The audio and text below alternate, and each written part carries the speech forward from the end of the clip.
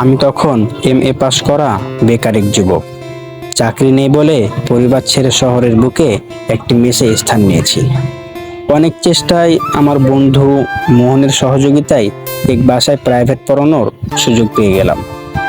Tuition fee প্রতি মাসে 1000 টাকা। প্রাইভেট পড়াতাম এক ধনী মেয়েকে, ওর নাম নীলিমা।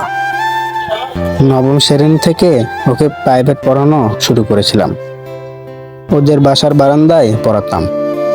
আমার মেস থেকে ওদের বাসাটি ছিল 3 কিলোমিটার দূরে। প্রতিদিন রিক্সায় চড়ে না গিয়ে হেঁটে যাওয়া আসা করতাম।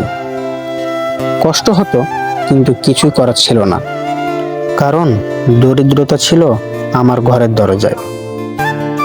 আমার বাড়ি থেকে 1 পয়সা করিও দিত না আমায়, বাড়িতে দরিদ্রতা থাকার কারণে।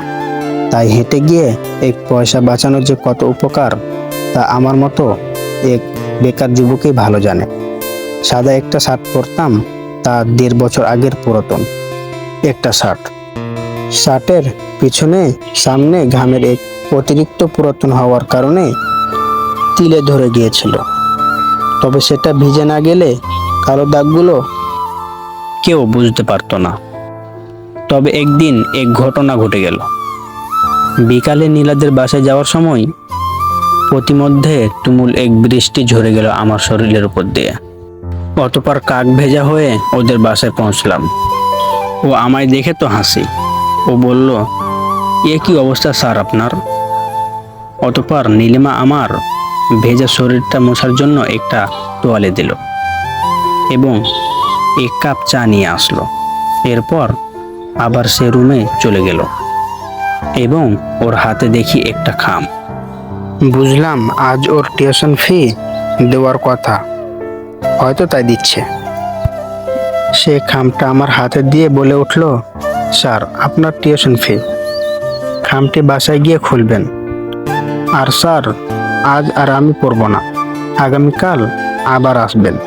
অতঃপর বৃষ্টি বন্ধ হওয়ার পর মেসের দিকে রওনা দিলাম। মেসে গিয়ে খামটি খুলতে দেখি আমার টিউশন ফি ব্যতীত আরো 1000 টাকা এবং এর সাথে মিলানো হাতে লেখা একটা চিঠি। চিঠিটাতে লেখা আছে, স্যার আমি আপনাকে টিউশন ফি ব্যতীত কিছু অতিরিক্ত টাকা দিলাম। এই টাকা দিয়ে আপনি কয়েকটা ভালো দেখে শার্ট কিনে নেবেন। আপনার শার্টটা অনেক পুরাতন হয়ে গিয়েছে এবং শার্টের সামনে পিছনে অনেকগুলো কালো দাগ পড়ে গিয়েছে। পরিশেষে একটি কথা, আমি আপনাকে অনেক ভালোবাসি, আই লাভ ইউ। তখন আমি ভাবলাম, নীলিমা তুমি আজ অনেক ছোট বলে আবেগের বশে হয়তো আমাকে ভালোবেসে ফেলেছ, কিন্তু বাস্তবতা যে অনেক কঠিন। আমার যে দরিদ্রতা, সে দরিদ্রতা সঙ্গী হলে তুমি অনেক দিন হারিয়ে যাবে। কারণ যেখানে দরিদ্রতা উপস্থিত, সেখানে যে ভালোবাসা জানালা দিয়ে পালায়। আজ 3 বছর অতিক্রম হলো, আর কোনোদিনই নীলিমার বাসায় যাওয়া হয়ে ওঠেনি। তবুও আজ নীলিমাদের মতো মেয়েদেরকে আশীর্বাদ করি, নীলিমাদের মতো মেয়েরা সারা জীবন সুখে থাক, যারা জেনে শুনে বেকার সাধারণ যুবককে ভালোবাসতে পারে। সো প্রিয় গাইস, আমাদের সাথে থাকবেন এবং আমাদের চ্যানেলটি সাবস্ক্রাইব করে রাখুন, যাতে আমরা নতুন ভিডিও ছাড়ার পরেই আপনার কাছে নোটিফিকেশন চলে যায়।